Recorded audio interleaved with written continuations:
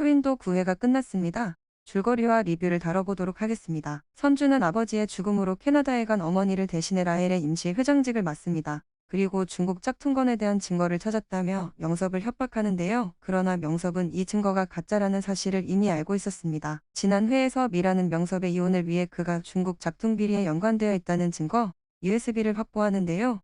USB를 들고 명섭의 호텔 앞에 섰던 미라는 결국 증거를 명섭에게 건넵니다.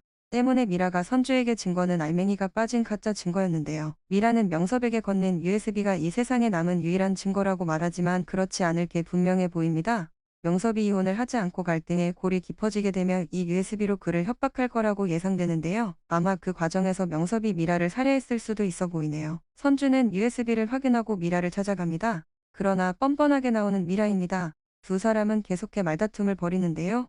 미라는 교통사고로 죽은 아이를 말하며 선주를 원망합니다. 선주는 순간 눈빛이 흔들리지만 그게 너의 행동을 정당화해줄 수는 없다고 말합니다. 또한 이 모든 것을 시작한 것은 미라와 명섭이며 기회를 발로 찬 사람은 바로 너라고 못 박는데요. 이어 어떤 식으로든 대가를 치르게 될 거라고 합니다. 명섭은 라헬의 회장직을 차지하기 위해 음모를 꾸밉니다.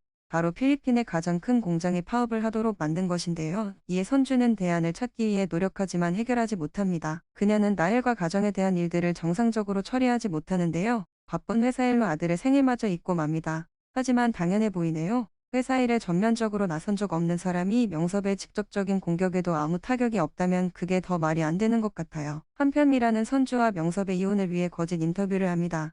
선주와 영혼이 불륜을 저지르고 있다는 것인데요. 다행히도 PD가 선주를 찾아와 사실관계를 확인함으로써 이는 일단락됩니다. 선주는 거짓된 불륜 방송이 아니라 명섭과의 화목한 가정생활을 방송으로 보여주는데요. 이에 미라는 분노하며 두 사람을 질투합니다. 명섭은 선주에게 자신의 아내이자 아이들의 엄마로 돌아오라고 말합니다. 선주는 기가 찬 눈으로 명섭을 바라보는데요. 그는 선주가 맡고 있는 자리에 자신이 앉댔다며 회장직에 대한 욕망을 드러냅니다. 사실 선주가 명섭의 음모로 위험에 빠졌다고 하더라도 다시 과거로 돌아가자는 명섭의 제안은 터무니없어 보이네요. 거짓말로라도 다시 예전으로 돌아간다면 미라와의 관계를 정리하고 선주를 위해 살겠다고 말해야 하는 게 아닐까 합니다. 다음 회 예고를 보면 명섭은 선주에게 미라의 집에서 잠을 자고 회사에 출근하겠다고 말하는데요.